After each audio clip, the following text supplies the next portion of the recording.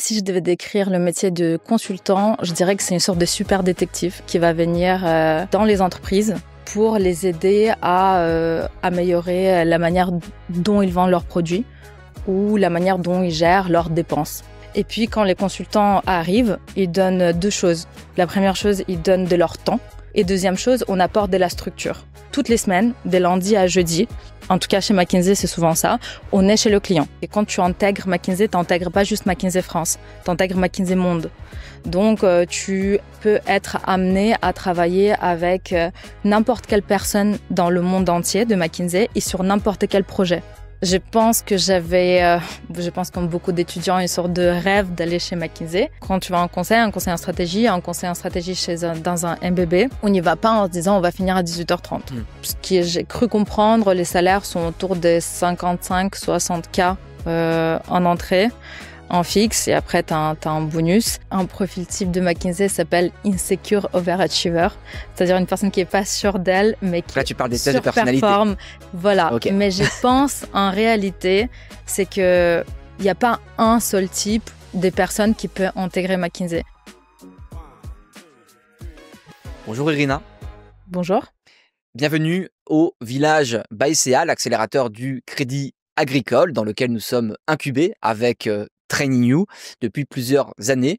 Merci d'avoir accepté notre invitation pour partager ton expérience dans le Choose Your Career, le podcast lancé par Training You.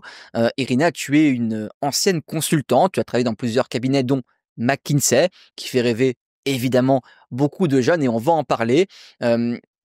Première question du podcast, elle est toujours très générale. Peux-tu te présenter et revenir sur les grandes étapes de ton parcours?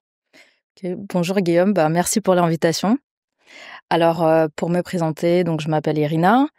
J'ai un parcours, on va dire, classique. J'ai fait une classe préparatoire et une école de commerce, donc EM Lyon, et avec pas mal de stages en finance, donc PI, TS.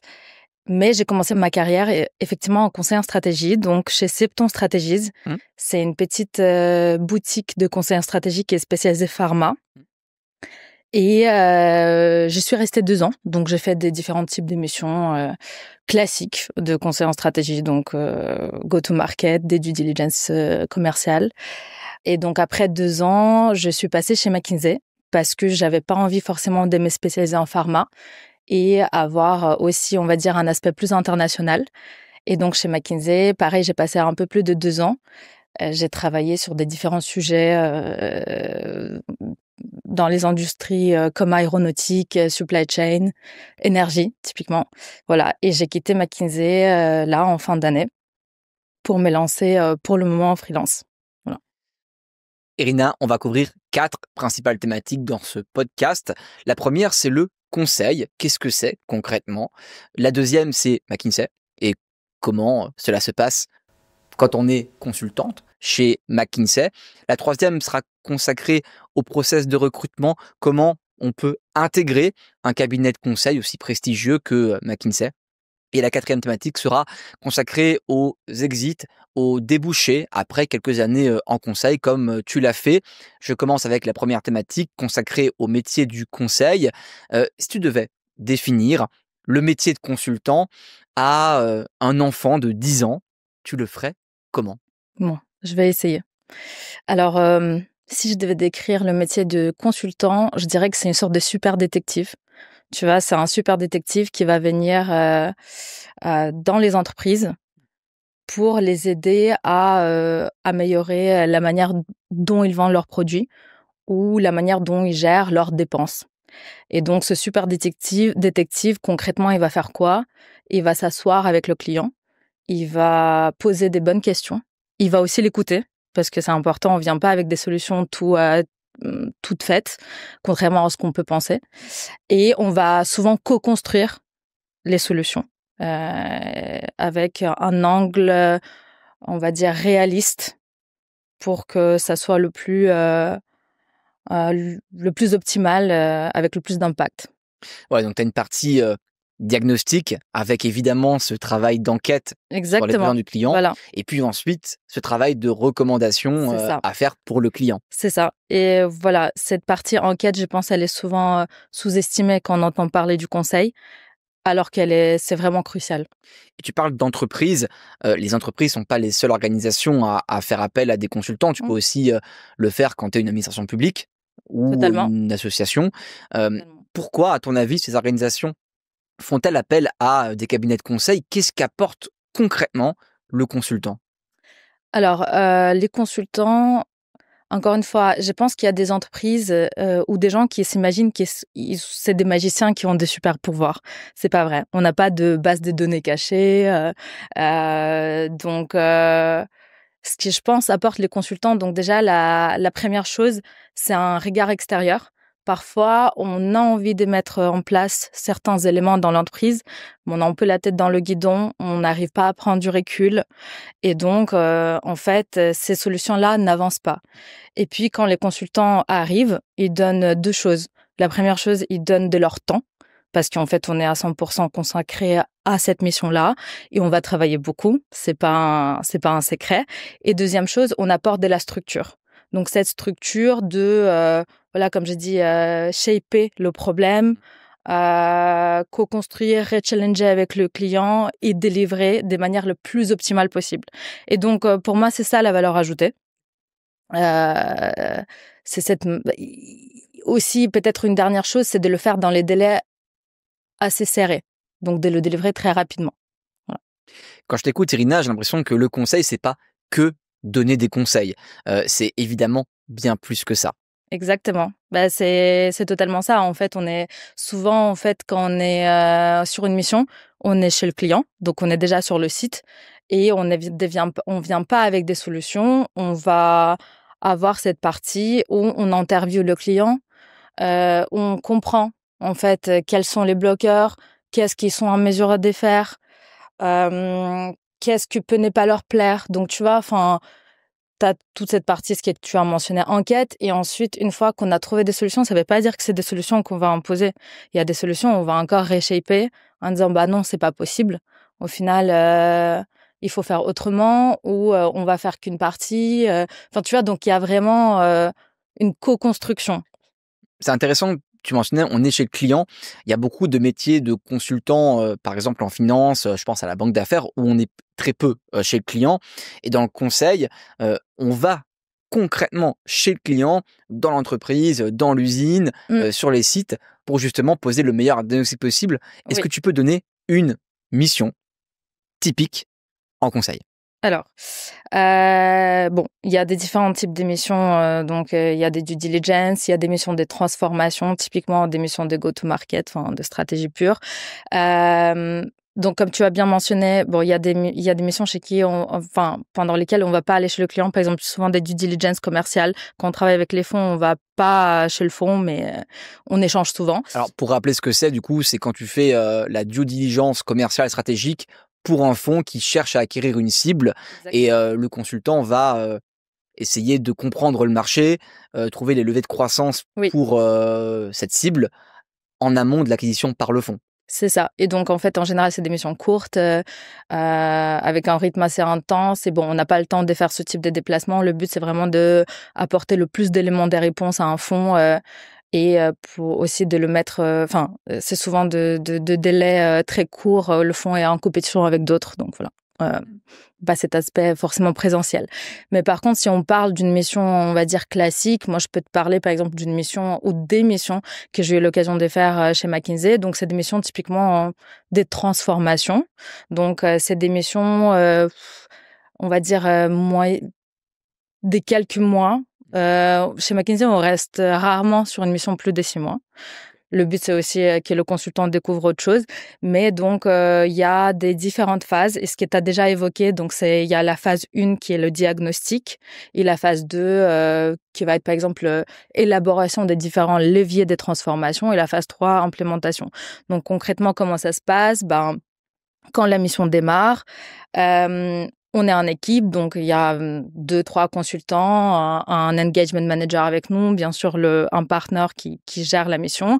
On va se répartir les différents streams, donc c'est-à-dire des parties des problèmes à résoudre. Et on va avancer, par exemple, sur la phase 1, sur le diagnostic, sur un stream. Et donc, toutes les semaines, des lundis à jeudi, En tout cas, chez McKinsey, c'est souvent ça. On est chez le client. Ok.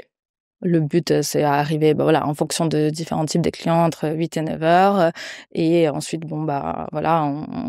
ça nous donne aussi la proximité avec le client, si on a besoin de elle ou lui, et une dynamique d'équipe pour avoir de l'agilité à échanger au quotidien. Est-ce que tu es bien accueilli par le client parce que tu vas chez lui?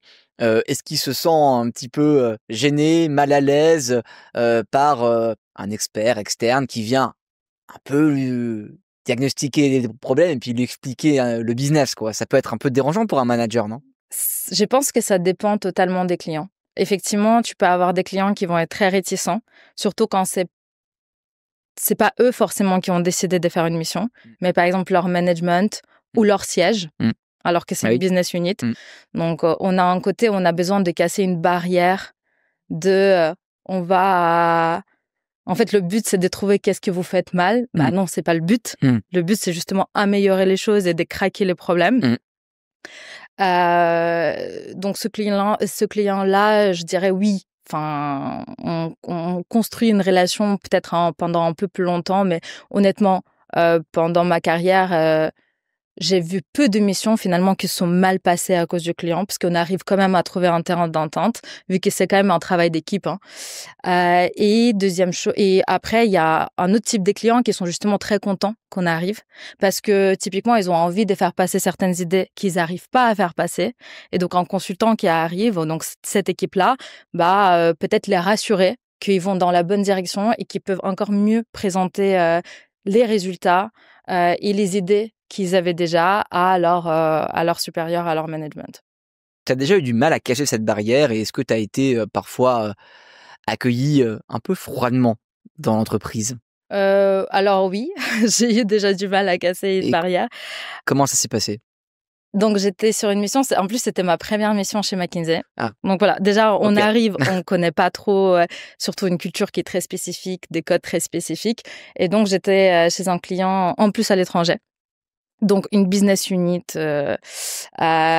qui voulait pas forcément faire une mission. Donc en fait on devait revoir leur business plan parce que le siège avait des doutes sur le business plan. Donc forcément quand on arrive, personne dans l'équipe veut vraiment partager des informations, et donc il y avait une double difficulté. Déjà en fait ils avaient, c'est ce que je te disais au début, ils avaient des sortes d'attentes qu'on soit des magiciens.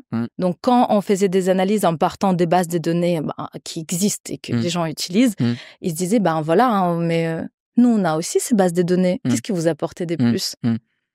Voilà. Et deuxième chose, c'est qu'ils voulaient pas partager les infos. Et donc en fait ce qui se passait, c'est que ils me partageaient souvent les infos à 20h pour une réunion le lendemain. Pas très coopératif. Pas très coopératif. Après, encore une fois, j'étais consultante et il faut pas oublier qu'on n'est pas tout seul. En fait, même dans les moments difficiles, on travaille en équipe. On a un manager qui nous aide, on a un partenaire ou parfois associate partner qui est en proximité avec le client et qui essaye de briser cette glace. Et je pense l'essentiel, c'est vraiment de communiquer et de dire voilà, en fait, moi, ces difficultés, c'est la suivante. J'ai fait le maximum ce qui dépend de moi. Maintenant, voilà, il y a des réticences. Il faut qu'on arrive à les briser. Il faut qu'on arrive à ajuster les délais. Il faut qu'on arrive à rassurer le client. Et en général, je t'ai dit, au bout d'un moment, on arrive à arriver à un consensus. Mais il y a des fois où c'est plus painful que d'autres. Dans l'imaginaire collectif, on pense souvent aux consultants en costume cravate, devant son ordi, en train de créer des slides sur PowerPoint. Et à t'écouter, j'ai l'impression que c'est un peu une caricature finalement du métier. Alors, en partie, je dirais. Devant son ordinateur, en train d'écrire des slides sur PowerPoint, totalement vrai. On va pas se mentir, hein, c'est notre outil principal. Bon, il y a aussi Excel, etc. Mais on fait ça. En tout cas, on n'est pas en train de courir les marathons pendant la journée. Par contre, les costumes, un peu moins vrai. Peut-être que c'était totalement vrai dans les années 90, début des années 2000. Maintenant, je pense que ça dépend des missions. Si on va, je sais pas, au siège présenté au COMEX, oui, on va être en costume. Par contre, il y a des missions, on est beaucoup plus, on va dire, détente, relâché. ou on va plus être un casual chic. Donc, c'est-à-dire que, bon, typiquement, moi, j'ai fait une mission en usine. Tu vas pas venir habiller un costume cravate. Enfin, je trouve que ça crée une barrière qui, justement, te Bien sûr. dessert Eh vis-à-vis oui. du client qui l'enverse. Et parce que le but, c'est plutôt de t'intégrer, de te fondre avec parmi Exactement, c'est ton être client. une partie de l'équipe du client et pas venir pour se placer, on va dire, un supérieur, un boss qui va lui apprendre la vie alors que ces gens-là sont sur le terrain et qu'ils connaissent sûrement très bien leur métier. J'ouvre la deuxième thématique du podcast consacrée à McKinsey. Avant de parler spécifiquement de McKinsey, il existe plusieurs types de cabinets de conseil en France. Il y a les cabinets de stratégie, les cabinets de management, les cabinets qui sont davantage consacrés à l'opérationnel, l'implémentation. Peux-tu donner une vue d'ensemble de cet écosystème du conseil en France? Ok. Écoute, je pense que tu as raison. Il y a effectivement les 3 types de conseils. Donc, tu as le conseil en stratégie, management et opérationnel.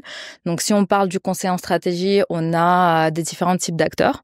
Le premier type d'acteurs, ça va être des cabinets internationaux comme McKinsey, Bain, Roland Berger, etc., qui voilà, vont être souvent en lien direct avec le COMEX, en train de vraiment améliorer le revenu et les coûts d'une entreprise. Ensuite, tu as des cabinets, on va dire, plus niches qui vont se spécialiser soit sur certaines fonctions, donc par exemple comme la due diligence, ou des cabinets sectoriels, donc comme quand j'étais chez Septon, qui sont plus spécialisés effectivement en pharma. Voilà. Ensuite, tu as des cabinets donc de conseil à management. Le conseil à management, pareil, les différents cas de figure des cabinets internationaux. Donc, tu vas avoir les Big Four, tu vas avoir Capgemini. Tu as des cabinets aussi en France qui sont spécifiquement français, par exemple comme SIA Partners, c'est qui font beaucoup du conseil à management. Donc, ça va vraiment améliorer tout ce qui est la gestion interne et le processus dans les entreprises. Et tu as des cabinets des niches qui vont être spécialisés, je sais pas moi, typiquement en marketing ou digital. Et ensuite, opérationnel, écoute, je connais pas spécifiquement des noms des cabinets qui est spécialisé opérationnel, mais pour moi, en tout cas dans ma tête, opérationnel veut dire par exemple, améliorer la logistique, la production dans les usines. Et c'est des missions qui sont faites, je pense, par des petites entreprises, mais également par des entreprises que je viens de mentionner plus haut. Bien sûr. Et faut pas oublier que oui, chaque entreprise, on va dire, a plus ou moins son point fort, mais souvent, les entreprises sont capables de faire des différents types d'émissions, donc des différents types de conseils. Donc McKinsey peut faire effectivement de la stratégie, fait aussi du management et opérationnel. Donc moi, par exemple, j'ai fait des missions en usine ou je ne sais pas moi, sur les sites de maintenance qui sont très proches de cœur de la production. Ouais, c'est important de mentionner ce point. Quand tu rejoins un grand cabinet de stratégie généraliste comme McKinsey, mais il y en a d'autres, BCG, Bain, Roland Berger, tu peux travailler à la fois sur des aspects purement stratégiques, mais aussi sur des aspects plus opérationnels et d'implémentation, puisque les cabinets, dans leur mission, font les deux. Exactement, c'est ça. Dans cet écosystème, Irina, McKinsey occupe une place un peu à part. Le cabinet est souvent cité comme une référence, si bien qu'il est même parfois surnommé la firme. Pourquoi McKinsey a une telle aura dans le monde du conseil? Qu'est-ce qui le différencie vraiment des autres cabinets? Alors, je pense que tu as un peu un aspect perception McKinsey en externe et aussi la vie en interne. Donc, je pense qu'en externe, bon, déjà, il faut mentionner que McKinsey a quand même eu le temps de construire sa réputation au niveau, d'abord, dans la géographie aux États-Unis et ensuite à l'international, et qui a beaucoup travaillé avec des plus grosses organisations internationales et les entreprises qui sont centrales aujourd'hui. Donc forcément, il y a une sorte de ce prestige qui a été acquis et qui persiste. Et puis, je pense en interne, en fait, il y a des manières de fonctionner qui sont assez spécifiques à McKinsey. Donc, tu vas avoir ce qu'on appelle un concept de one firm. En fait, ce que McKinsey fait, c'est que quand tu intègres McKinsey, tu n'intègres pas juste McKinsey France, tu intègres McKinsey Monde. Donc, tu peux être amené à travailler avec n'importe quelle personne dans le monde entier de McKinsey et sur n'importe quel projet. Donc, je sais pas, tu as intégré le bureau de Paris, mais dans un mois, tu travailles au Japon. Donc, je pense que c'est pas que c'est inexistant dans d'autres cabinets, mais c'est beaucoup, beaucoup plus présent chez McKinsey. Donc, one firm, one P&L. Voilà. Deuxième chose, t'as, on va dire, le concept des make your own McKinsey. Donc, make your own McKinsey, c'est-à-dire que tu shapes vraiment à l'intérieur qu'est-ce que tu veux faire de ton expérience chez McKinsey. Donc, tu as quand même une possibilité, bon, bien sûr, ça dépend des moments, de l'économie, etc., mais de te diriger vers certains secteurs que d'autres, de faire certaines géographies que d'autres. Tu peux également faire des missions en interne. Donc, par exemple, moi, je fais une mission chez McKinsey Global Institute, donc sur la compétitivité européenne. Et ça, c'est assez fort parce que tu développes des compétences que que t'as envie. Voilà. Et après, peut-être troisième chose, c'est que t'as un réseau aussi. Ça va un peu dans ce truc de l'international, mais tu peux joindre à n'importe quel moment n'importe qui des McKinsey. Donc, t'as une expertise mondiale. Si j'ai besoin de parler avec un expert des mines au Pérou, et je vais l'appeler. Et je pense que ce réseau-là, c'est une force, non seulement pour les consultants dans leur apprentissage, mais aussi pour les clients. Tu as débuté ta carrière dans un autre cabinet, Septon, Oui. Et puis tu as rejoint après 2 ans McKinsey. C'était une volonté de ta part de changer de cabinet ou plutôt d'aller chez McKinsey? Je pense que je pense comme beaucoup d'étudiants, une sorte de rêve d'aller chez McKinsey parce que plusieurs raisons. La première chose, je suis d'origine ukrainienne. J'ai adoré changer de pays et travailler dans des environnements internationaux et apprendre dans des environnements internationaux. Et j'ai besoin d'avoir au quotidien cette diversité. Et je trouve que McKinsey répondait pleinement à ce souhait. Et effectivement, j'ai fait que travailler avec des personnes d'autres pays. Et même quand ils étaient en France, en fait, ils avaient une diversité que j'ai rarement, une ouverture d'esprit que j'ai rarement vue ailleurs. Et les gens, c'est une force de McKinsey. Honnêtement, ce qui me manque le plus, c'est les gens que j'ai rencontrés. Voilà. Et après, deuxième chose, le prestige, on l'a déjà mentionné. McKinsey sur le CV, ça fait beau. C'est une entreprise sélective. On apprend rapidement et beaucoup, donc c'est super. Et troisième chose, c'est que ça nous ouvre effectivement les portes vers les plus grande, la possibilité d'échanger et de comprendre et de être sur le site des plus grandes entreprises, les plus prestigieuses et sur des sujets qui sont juste incroyables. Tu en as déjà un peu parlé avant, mais on entend souvent parler de la culture McKinsey. Mais concrètement, qu'est-ce que ça veut dire? Alors, la culture McKinsey, c'est une culture qui va être autour des values McKinsey. Donc, j'ai déjà parlé du fait que t'as One P&L, donc c'est très international. T'as une deuxième chose qui est un peu avoir de l'entrepreneurship. Entrepreneurship, ça veut dire que tu dois toujours venir avec des idées. T'as pas à résoudre le problème tout seul, mais tu ne peux pas être passif. Et en fait, avoir de l'entrepreneurship, c'est avoir de l'entrepreneurship pendant ta mission. Donc, on a ce qu'on appelle des sessions de problem solving. Concrètement, c'est du brainstorming avec des partenaires ou avec ton manager. Mais tu viens toujours avec des idées, avec des propositions et des pistes. Et même si c'est pas la bonne piste, c'est pas grave. Mais au moins, tu t'es creusé la tête sur ça.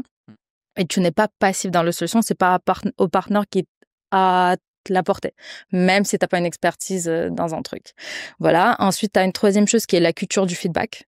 C'est très important chez McKinsey. Les feedbacks, c'est assez régulier. Donc, pendant l'émission, l'idéal, c'est faire des feedbacks toutes les 2 semaines avec ton manager et effectivement avec ton partenaire ou le directeur, donc ce qu'on appelle associate partner.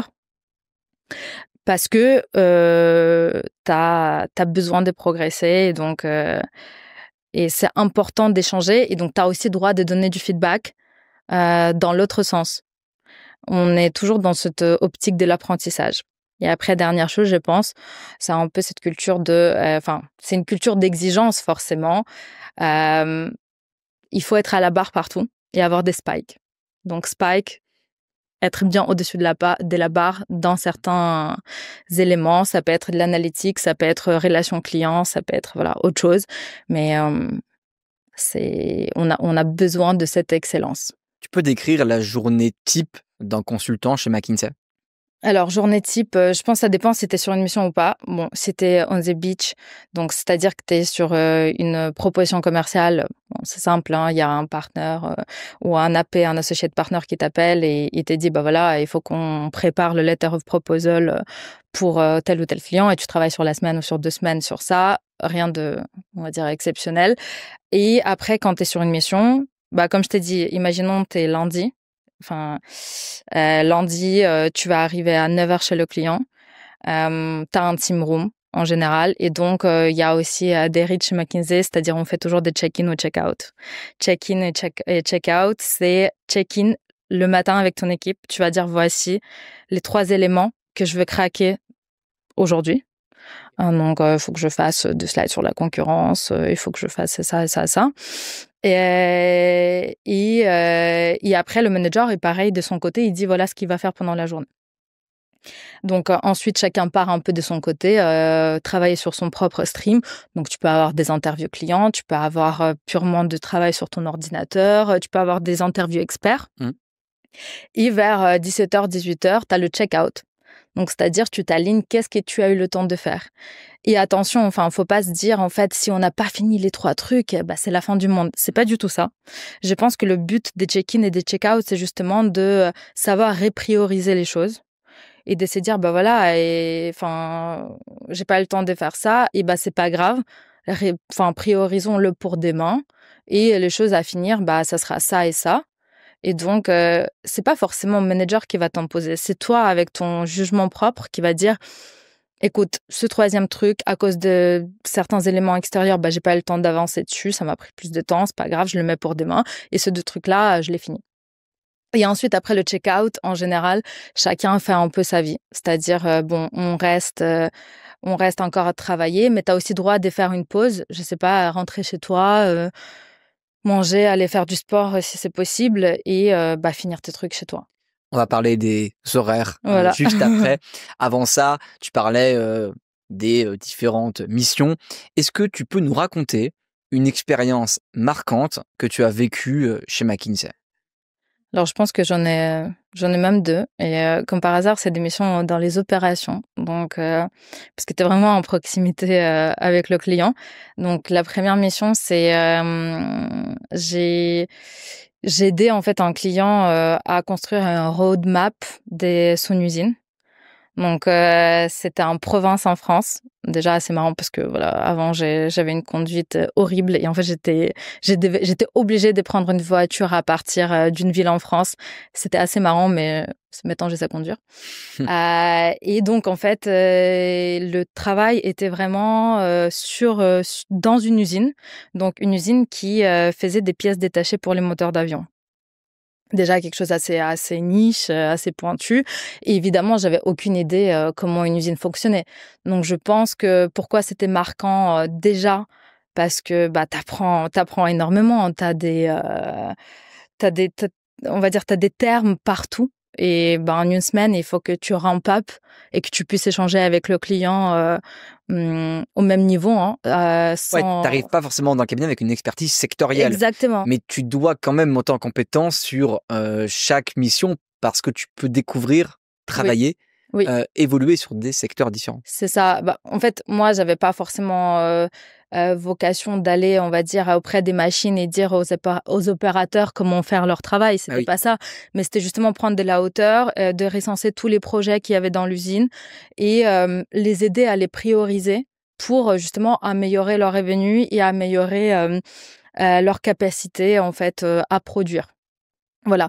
Mais c'était une expérience assez riche parce qu'imagine, tu arrives dans une usine, ça tape dans tous les sens, t'es dans une pièce, il y a des opérateurs qui passent, des superviseurs, ils parlent tous des trucs hyper, on va dire hyper niche, hyper spécifiques. T'as besoin de les comprendre vite, de les aider. Ils ont pas forcément la même manière de communiquer que toi. Donc, tu as besoin aussi de t'adapter face à une personne qui a pas fait de conseil, qui est très opérationnelle et qui va aller droit au but.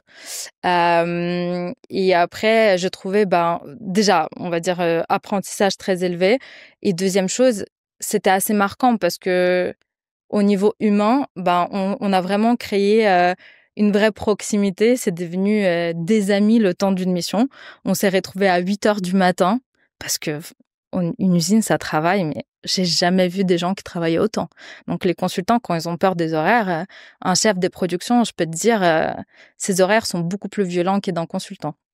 On se retrouvait à 8h, on travaillait toute la journée ensemble, on partait dîner ensemble, et tu revenais encore dans ta chambre d'hôtel, enfin chambre d'hôte en l'occurrence, et tu travaillais encore jusqu'à minuit. Et le pire dans tout ça, c'est que c'était même pas si embêtant que ça pour moi, parce que l'ambiance était cool, ma manager était cool, et on était un peu des amis en train d'aider les amis. Voilà. Donc ça, c'était super. Et après, deuxième mission, c'était une mission dans la maintenance aéronautique dans un des pays européens. Donc assez incroyable, je suis passionnée par l'aéronautique. Donc j'ai fait une DIAG, donc c'est-à-dire évaluation de tout ce qui ne fonctionnait pas super bien dans la partie maintenance. Mais j'ai fait des choses incroyables. J'ai typiquement, tu sais, des shifts de maintenance des avions. Tu participes, tu fais 8 heures avec les techniciens. Tu es dans le cockpit en train de tester le démarrage des moteurs. Très stylé. Tu vois, en fait, le conseil en stratégie, mine de rien, ça te donne des possibilités de faire des choses. Je pense que t'as pas l'occasion de faire. Tu dis pas naturellement quand tu vas rentrer chez McKinsey que tu vas te retrouver dans une usine ou dans le cockpit d'un avion avec les opérationnels. Et ça montre la richesse que ce que tu fais en conseil. Mais comme quoi, c'est des missions les plus marquantes. Voilà. Alors, il y a quelque chose qui est un peu redouté par les jeunes, c'est les horaires en conseil qui sont souvent estimés comme difficiles. Est-ce que c'est vrai? Ça ressemble à quoi en vrai? Et comment gérer cette pression? Je pense qu'il ne faut pas se mentir. En conseil, on travaille beaucoup. Effectivement, ça dépend des types d'émissions, ça dépend si on est sur une mission ou pas. Si on n'est pas sur une mission, si tu as de la chance, tu vas finir à 19h. Mais si on est sur une mission, on va dire les horaires, en moyenne, ça va être de 9h à 21h, avec des pics qui peuvent être jusqu'à minuit, quand il y a des rendus, quand il y a des semaines un peu stressantes. Ça dépend des types de missions, ça, ou ça dépend des clients? Un peu les deux, je dirais. En fait, si tu fais du diligence, il faut du diligence commercial, il faut quand même partir du principe que tu vas travailler beaucoup parce que le temps en partie est très très court. Donc ça va être souvent 22h, 23h. Maintenant, ça dépend. Parfois, tu as un manager ou une manager qui gère super bien et tu peux finir plus tôt. Mais bon, faut se préparer mentalement que ça va être pas mal d'horaires. Et effectivement, tu as les clients parfois qui sont pressés et qui veulent que tu fasses beaucoup de choses et tu te retrouves à faire l'extra mal sur extra mal sur extra mal. Mais en tout cas, il faut être préparé. Quand tu vas en conseil en stratégie, dans un MBB, on n'y va pas en se disant on va finir à 18h30. Maintenant, comment gérer ça? Il y a plusieurs manières. Déjà, quand tu commences une mission, il y a ce qu'on appelle les team norms. Donc, tu parles en équipe de tes souhaits, sur quoi tu as envie de te développer et comment est-ce que tu as envie de gérer la mission en termes de charge de travail. Donc, tu peux aussi mentionner que une fois par semaine, tu aimerais avoir ta soirée off, donc finir entre 19h et 20h typiquement, pour aller au restaurant avec des amis, pour faire du sport, pour juste te reposer. Et quand c'est possible, en général, les managers sont compréhensifs, les engagement managers, et donc tu vas avoir possibilité de faire ça. Après, il y a un deuxième truc qui, moi, m'aidait pas mal. Comme je t'ai dit, après le check-out, peut-être quelques heures après le check-out, les gens sont libres de faire ce qu'ils veulent tant que le travail est fait. Donc, moi, ce que je faisais, vers 19h30, 20h, j'étais plus efficace. Je rentrais chez moi, je me détendais, j'ai regardé un truc, je mangeais et je me remettais limite 2 heures plus tard à travailler. Ouais. Ça paraît tard, mais en fait, ça permet de découper. Ouais, t'as une vraie cassure. Exactement. Pour recharger un peu les batteries et revenir en productivité plus élevée. C'est ça. En tout cas, moi, ça fonctionnait très bien pour moi. Il y a des gens qui préféraient, par exemple, je sais pas, moi, se lever plus tôt. Moi, je suis pas trop du matin. Mais il y a des manières quand même, tu vois, des tips pour rendre ça vivable sur le long terme et gérable. En contrepartie de ces horaires parfois assez intenses, les salaires sont aussi attractifs en conseil. Est-ce que tu peux nous donner une idée des fourchettes de rémunération à l'entrée dans un cabinet comme McKinsey et de leur évolution avec le temps? Oui. Alors moi, je suis pas entrée en business analyst, donc grade d'entrée chez McKinsey. Je suis entrée en junior associate, donc pré-associate.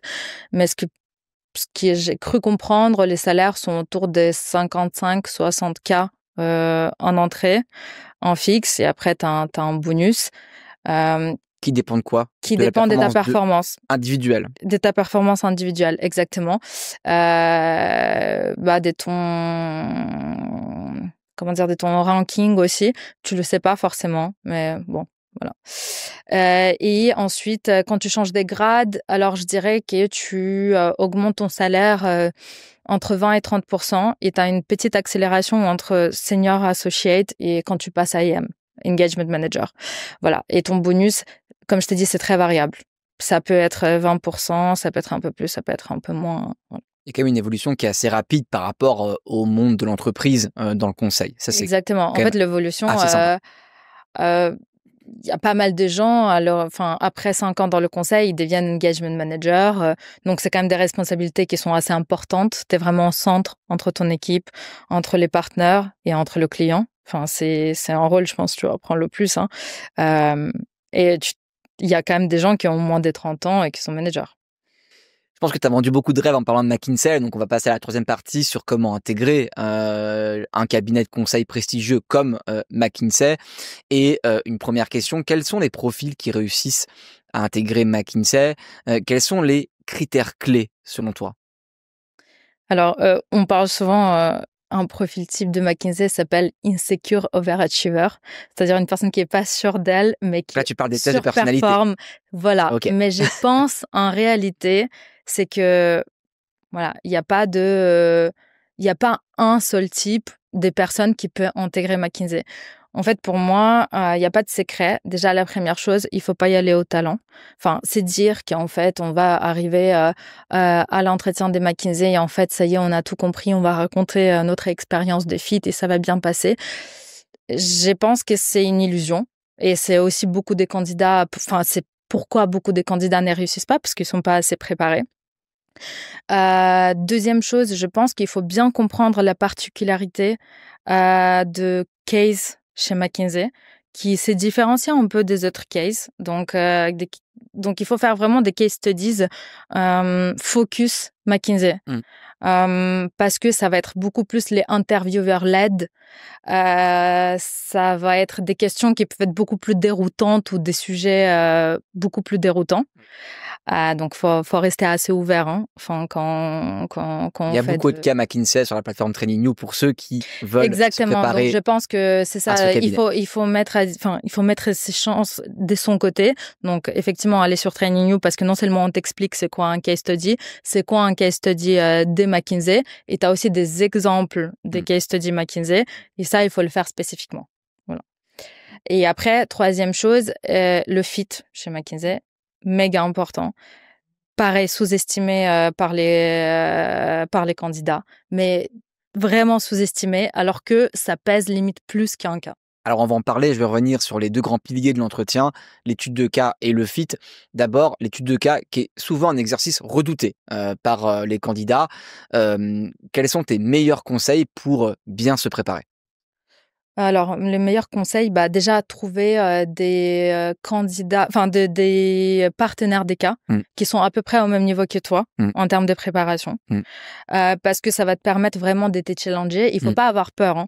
Enfin, faire les cas soi-même, ça suffit pas. Il faut qu'il y ait une personne en face de toi qui va se mettre en posture d'intervieweur et voilà, te mettre dans des positions qui sont pas forcément confortables, mais c'est comme ça que tu seras le jour J. Deuxième chose, faire les cas, faire le plus de cas possible. Et le plus de cas possible, comme je te dis, spécifique, le cabinet que tu targetes. Troisième truc, je pense, les calculs mentaux. Il faut en faire beaucoup. Et il y a des super applis sur Apple Store ou Google Store où on peut s'entraîner tous les jours. Il faut le faire tous les jours. Parce que quand on est un peu stressé en entretien, on perd vite ses moyens. Donc, c'est important d'être bien préparé et anticiper ça. De toute manière, tu as toujours une partie d'aléatoire, mais il faut le diminuer au maximum. Donc, tu vois, si tu es à l'aise sur le calcul, voilà, déjà, ça te donne un petit avantage. Si tu as compris la différence de case dans chaque cabinet, tu vas savoir que chez BCG, il faut que tu sois leader, enfin, tu dois leader le cas. Chez McKinsey, tu dois te laisser plus le guider. Voilà. Bon, en tout cas, vous avez beaucoup de cas sur la plateforme TrainingView pour ceux que ça intéresse et pour ceux qui cherchent aussi des coachs pour faire des cas avec des professionnels.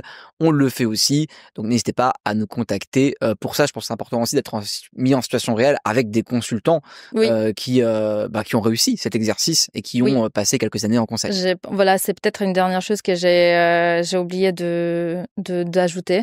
C'est oui, il faut parler avec le maximum de gens qui ont fait du conseil, qui savent comment faire les cas. Donc, comme tu as dit, ça peut être le coaching sur les plateformes comme TrainingView. Ça peut être des gens que tu connais, mais vraiment, parce qu'ils ont été dans la situation, parce qu'ils voient à quoi ça ressemble, ils savent à quoi ressemble la réussite, en fait. Alors, il y a l'étude de cas, et puis tu en as parlé aussi, il y a le fit. Et comme tu l'as dit, le fit est souvent sous-estimé par les candidats, à quel point c'est important chez McKinsey, qui d'ailleurs a une partie fit un peu particulière par rapport à d'autres cabinets. Et encore une fois, comment se préparer efficacement? Alors, je pense que, comme j'ai dit, la partie fit est extrêmement sous-estimée. Et c'est une partie qui est, en tout cas, selon moi, de ce que j'ai senti, ce que j'ai eu comme retour d'autres personnes, est limite plus important que le cas même. Okay. Tu vois, si typiquement tu as fait une petite erreur sur le calcul de cas, mais que ton fit était excellent, on va être plus indulgent. Et ça veut pas dire que ça va être éliminatoire pour toi. En revanche, si t'as pas réussi la partie fit, ça va être compliqué pour passer sur la suite. Et donc, en fait, chez McKinsey, c'est ce qu'on appelle les PEI, donc c'est Personal Experience Interview. Donc, pendant chaque entretien, tu vas raconter une histoire qui s'articule autour des plusieurs dimensions. Je crois que maintenant, il y a 4 dimensions. Avant, en tout cas, quand je passais, il y avait 3.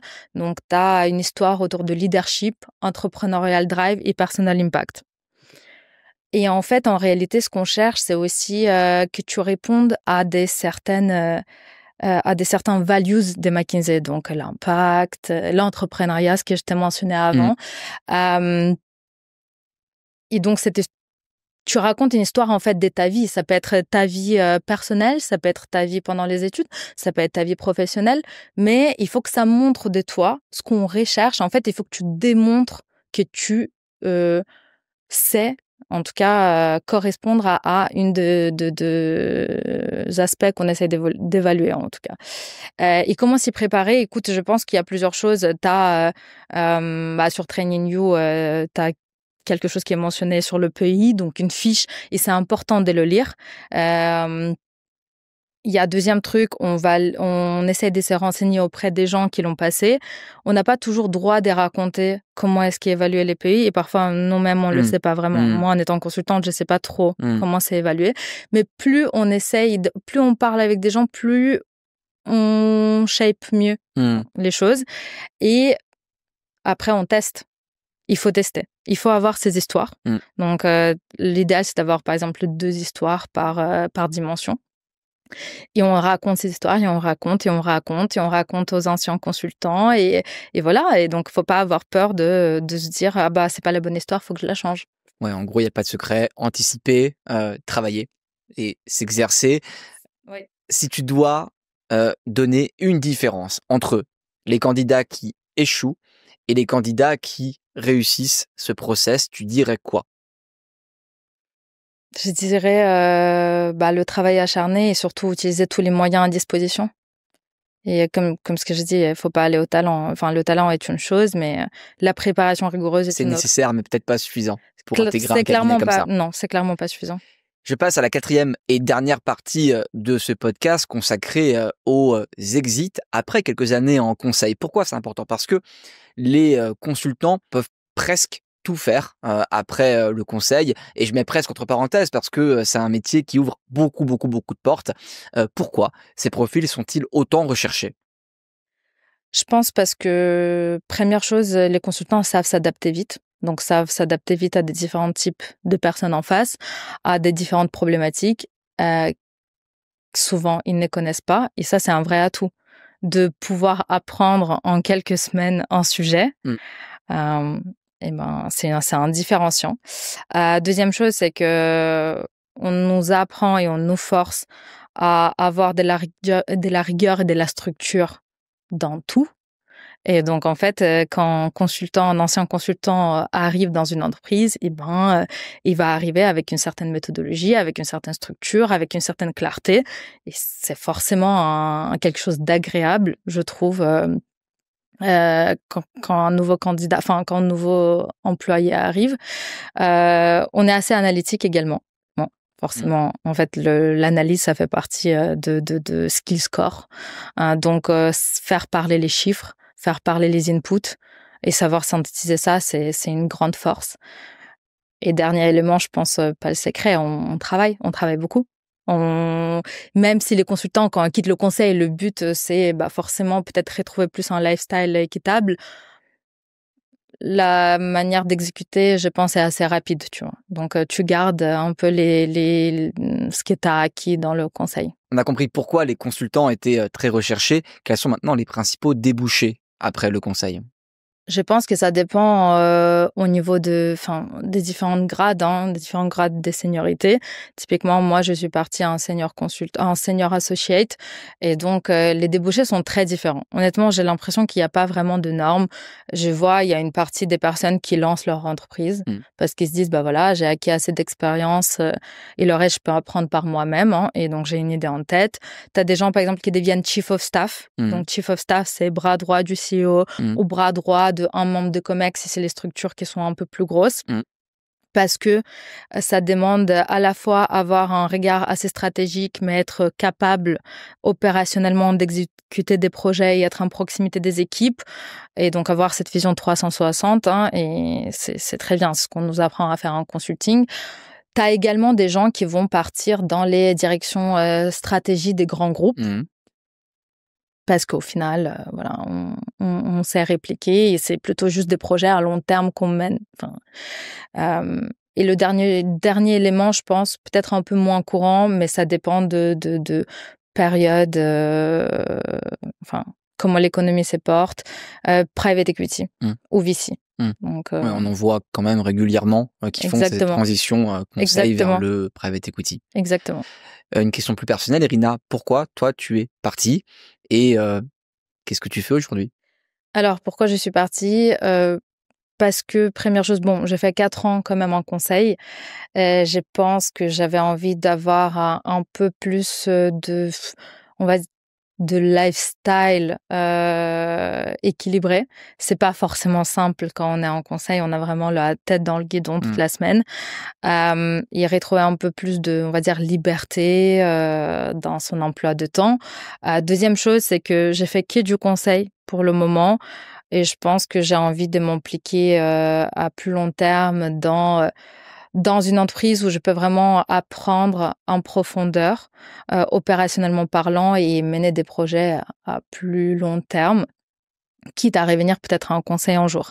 Donc aujourd'hui, je n'ai pas encore trouvé l'entreprise phare, ou peut-être ce serait un fonds d'investissement, je n'en sais rien. Donc j'ai fait du freelance. Je continue un peu sur le conseil, mais c'est pas totalement la même chose. Il y a plus de flexibilité. Il y a plus de flexibilité. On gère le nombre de jours où on veut travailler, pendant lesquels on veut travailler, sur quel type de sujet on veut travailler, et forcément, en fait, quand une mission s'est finie, on a une petite pause. Est-ce que tu as des exemples d'erreurs qu'ont fait certains consultants en quittant le conseil? Moi, personnellement, je pense qu'il y a 2 choses. La première chose, c'est que on pense, surtout quand on est jeune consultant, qu'on est obligé de craquer le problème. On est obligé de craquer le problème tout seul. C'est pas vrai. En fait, dans le conseil, tout le but, c'est de résoudre le problème ensemble. Et donc de co-construire dans l'équipe et avec le client. Et on n'est pas obligé d'arriver avec une solution. Et c'est ce qu'on essaye de faire quand on est jeune. Donc on se met vachement la pression en se disant, si j'ai pas mené ce problème à bout, c'est que je suis mauvais, alors que c'est pas vrai. Si tu réfléchis et tu donnes des pistes, des réflexions, franchement, ça ouvre une sorte de univers où tous les cerveaux vont contribuer à arriver à la solution la plus pertinente. Voilà. Et deuxième chose, c'est lever la main quand on est en difficulté. En fait, dans le conseil, et surtout chez McKinsey, tout va tellement vite et on a tellement parfois des contretemps dans la journée ou pendant la mission que quand c'est difficile, par exemple, de définir un truc ou quand on s'est trompé, il faut le dire. Honnêtement, ça va pas forcément jouer contre nous. Moi, je te donne un exemple. Donc, toujours sur cette première mission où le client a été un peu compliqué, typiquement, j'ai devais faire 16 fiches de marché hyper compliquées et c'était pour le lendemain. Et bon, il y a eu un manque de communication entre le client et l'équipe et je me rendais compte que je n'aurais jamais le temps de définir ces fiches. Et en fait, je l'ai dit un peu tard. Et en fait, le seul truc qu'on m'a reproché, c'est pas parce que je les ai pas finis, c'est cette obligation to dissent. On m'a dit, Irina, Sid, tu vois bien, dans tous les cas, c'était pas possible. Et on voulait pas que tu le finisses tout seul. C'est juste qu'on aurait pu distribuer plus rapidement les trucs à faire. La communication. Exactement. C'est essentiel. C'est ça.